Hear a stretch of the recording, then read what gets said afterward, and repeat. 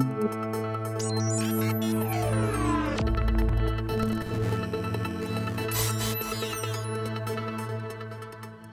I'm Kevin Christopher, and welcome to another LEX18 Digital Conversation. Today, I'm talking with builder Josh Maynard about the explosive growth in our city, and specifically a recent decision by the Planning Commission not to expand the urban services boundary, which means there's only a finite amount of land left within those boundaries that can be developed.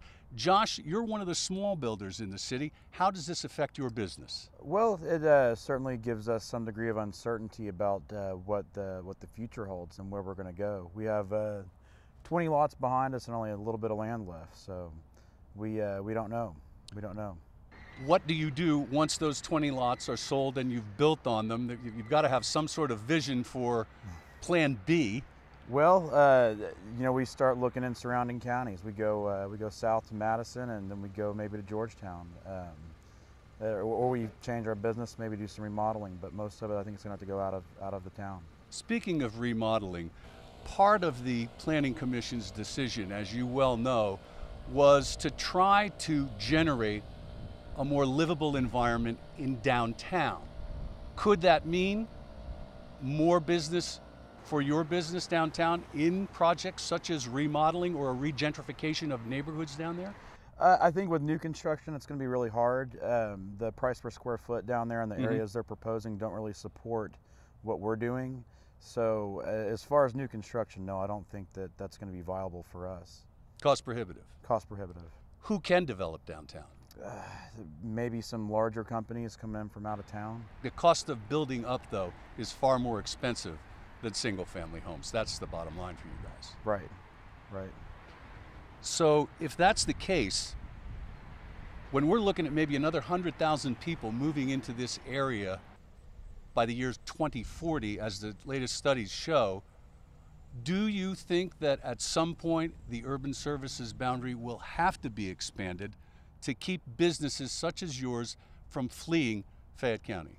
Well, I would certainly hope so. It's going to have to. Otherwise, we really have no choice. Morgan Franklin is a real estate agent and head of the sales team at Maynard Builders. Morgan, what are the ramifications if the urban services boundary remains status quo? So we're already seeing it right now because Lexington is already constrained and we're out of places to build. And so especially, you know, Maynard Builders specializes in the $400,000 to $1 million price range. And what our consumer desires is a larger yard. And so we're already pushing to Madison County, Jessamine County, and Scott County right now. And aside from Tuscany, you know, all of our contracts currently are in those counties. If you guys start migrating to other counties, that doesn't do much for the tax rolls here in Fayette County. Is this happening with your business and other businesses that you're aware of? Absolutely. So not only with our business, but you know, we talk to other builders in the industry.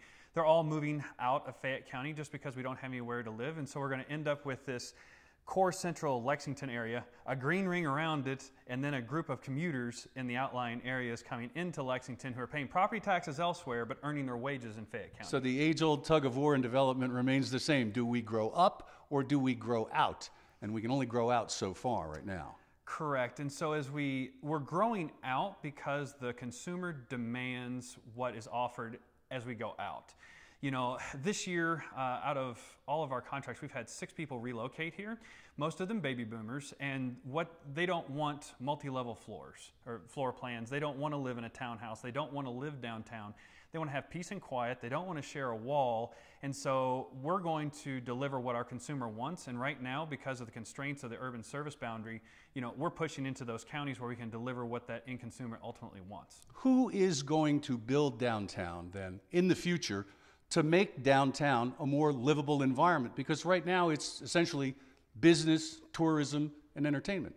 So one of the really exciting things I've seen right now that's bringing in younger home buyers is we have seen an influx of Toyota employees. I know they're bringing a lot of people in, businesses like Make Time, who have technological career opportunities for younger people that want to live down there.